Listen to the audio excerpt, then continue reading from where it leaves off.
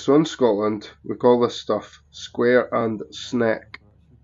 It's what we would class as ruble, which is usually like joints exceeding 10-15 mil. It has a variety of uses, it's fairly cheap, but this stuff is difficult to build, so it's called bastard square and sneck. The bastard being that you almost have to cut every second or third stone.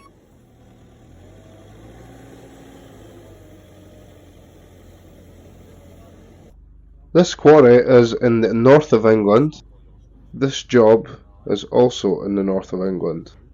So the sandstone here has only came from, I think, probably within a 50-mile radius of the actual job itself. So the ruble will come and like this, it'll come in bulk bags, and the sills and rivets and stuff will come in on pallets.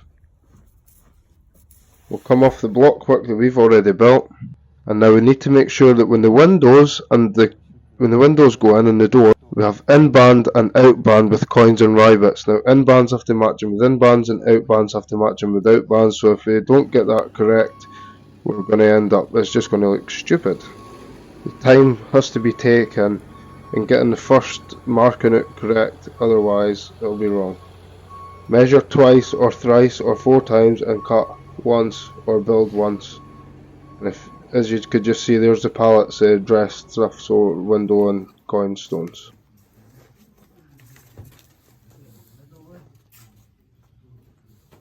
Now I'm going to kick this off here with actual ruble instead of a dressed coin stone, a polished coin stone. The reason being is that you're not going to waste any polished stone for underneath the ground. We've got slabs coming up above here, so the ground level will be raised significantly, meaning that the first foot or so of where you see in stone will be covered by slabs. First you need to just get this level and square.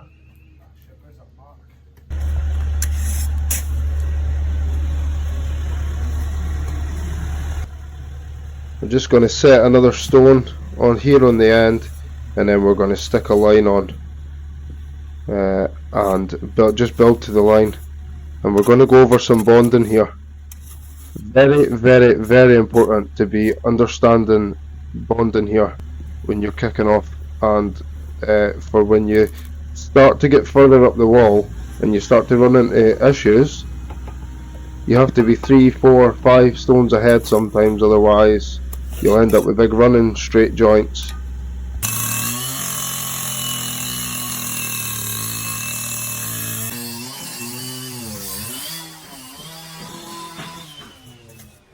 The next stone you want in here wants to come into here potentially, and then you want another one in here, so that gives you 1, 2, 3 stones per single joint. And so the 3 names of the stones would be sneck here, leveler or stretcher underneath, and on the right hand side we'll have a riser.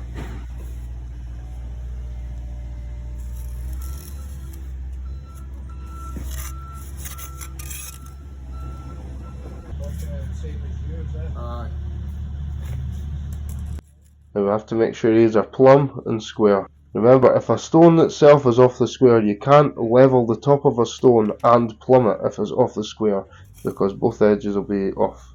And to avoid having to pull and push at stones, just stick a trowel in the bottom, ease it over, pull it back, whatever you need. Stick a wee bit into the back and just lean it forward. This is the first one, so take your time. And I've chosen to go for dry mixes because we need to be building off the top of that. We're building this in cement, we go for a drier mix and we can start to build up straight off that straight away.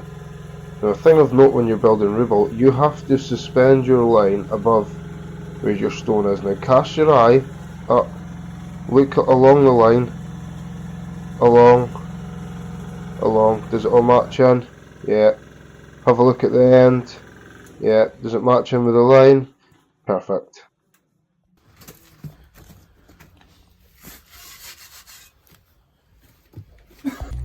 So a wee bit of background here. We've got I work beside two brickies, and we'll just alternate who does a bit of labouring here and there.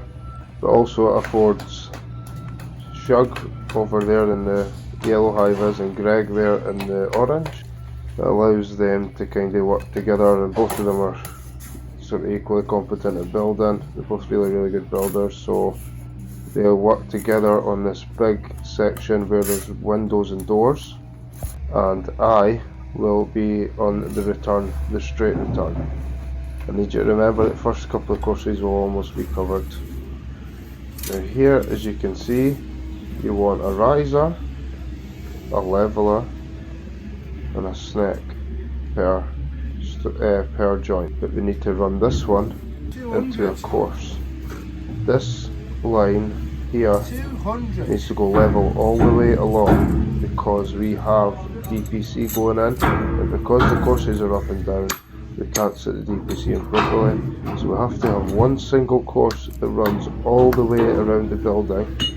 We don't, ordinarily we would like to avoid this. You want to avoid beds longer than about 1.2 metres. Try and fit a riser in somewhere along the wall in that in that space. Take a pointing key, scrape back your builder once you've built.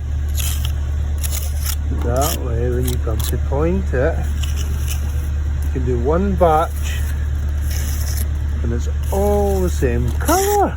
It's amazing.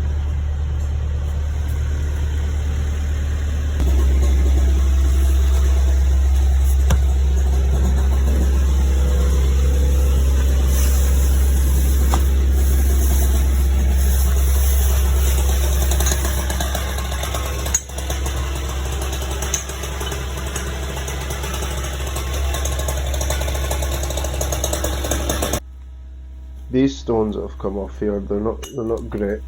Someone has been around them with a chisel at the quarry, but we're having to just nip a square edge on it because otherwise the wall will be in and out. When you can't build to your line properly, you'll have corners sticking out. So I like to nip around it, make sure it's all square. Around the arris or the edge, I like to just give it a bash with a hammer. So the one before that was a leveler, and this is a riser, so we're just going to dress a riser here. So I would always say you're trying to strike through the stone. Don't angle your chisel too far in towards yourself, otherwise you'll end up with big dips in it and it just doesn't look very good. But also don't have it too far out, or you won't get an edge. But just nice clean strikes. Straight through, dink, and hold the chisel nice and light. 7 hours later. Yeah, I forgot to put weak joints in.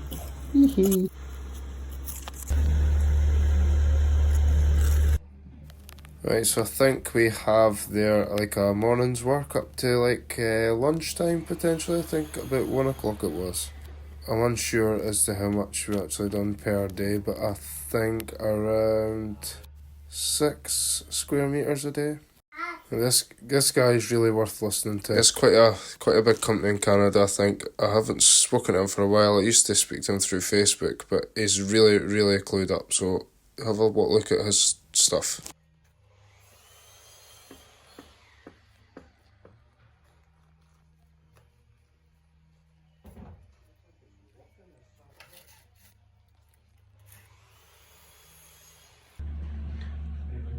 Can I get you anything? A lens cleaner? Here's a common wee trick. If you're pointing perps, stick some gear on your trowel, give it a tap underneath and it shouldn't fall off.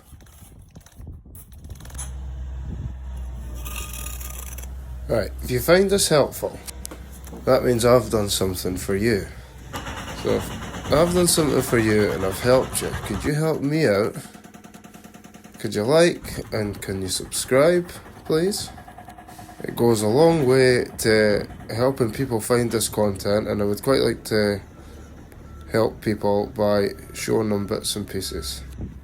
And the more response I get, the more likely I am to continue doing these videos, and you seem to enjoy them. So please like, subscribe, comment, all that sort of stuff. And if you like this one, have a look on my page. I've got more videos on how to do this type of walling, how we actually finished the build. This was an old video. I've gone back over it. I've narrated back over it to try out some new equipment, and it didn't work very well, so I've gone back to my old stuff. Here's the finished product. Have a look on the page, my channel, sorry, and we can go by step and find out what this is done. Bye bye.